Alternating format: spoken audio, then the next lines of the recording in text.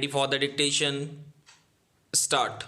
US President is more or less directly elected, whereas the Indian President is indirectly elected. The advantage of the directly elected head of the government is the stability of the government.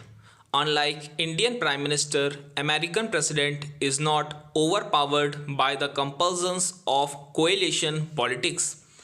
The US President is both the head of the state and head of the government, whereas the Indian President is only the head of the state. President of the US is the real executive. Indian President, like the British monarch, is only a teetotaler head. American President holds the office for 4 years and he can seek re-election only once, while the Indian President holds the office for 5 years and is eligible for re-election any number of times. The US President is not part of any legislature and is not responsible to the legislatures. In India, the parliament includes the president and the two houses, Lok Sabha and Rajya Sabha. Both the American and Indian presidents can only be removed from the office through impeachment.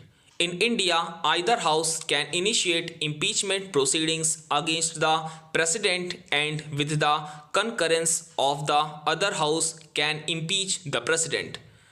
In US, the power to impeach solely lies with the Senate (upper house). Indian President wields huge powers during emergency situations. He can proclaim both external and internal emergencies. Indian President can declare emergency in a state, dissolve state legislature and dismiss the State Council of Ministers.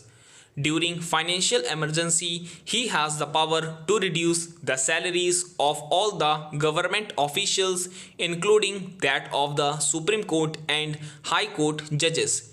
He has a formidable list of executive, financial and legislative powers which he can exercise on the advice of the cabinet during emergency.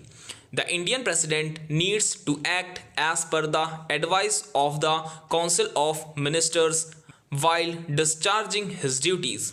The COM takes all the decisions pertaining to the affairs of the country and executes them under the President's name. In the US, the members of the cabinet are not members of the Congress and are not responsible to it. The cabinet members are appointed by the president and they are liable to be dismissed by the president. The American president has the power to determine the policy of his government independently without any external interference. Indian president has comparatively lesser veto power than the president of US. The president of US can veto a bill passed by the Congress. He needs to sign the bill if it is once again passed by 2/3 majority of both the houses. The Indian president, on the other hand, can send the bill for reconsideration only once. If the bill is passed again even by a simple majority in the parliament, he is obliged to sign the bill. US President can exercise his pocket veto power by not signing the bill for 10 days if he knows the session of the Congress will end within 10 days. In such cases, the bill dies. Indian President can keep the bill for indefinite period as there is no constitutionally prescribed time limit to give his assent. The president can use his pocket veto if the fall of the government appears imminent. However, he has to act as per the advice of the new government and cannot take his own decision if the current government falls. Pocket veto was first exercised by the President Gyani Jail Singh with respect to the Indian Postal Bill, which was passed by the Rajiv Gandhi government. Subsequently, the new government withdrew the bill in 1989. Certain state bills need the previous consent of the president and he possesses absolute veto power with respect to some types of state bills.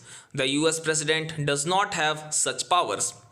The Indian president can dissolve the parliament while the US president does not have such powers. Stop.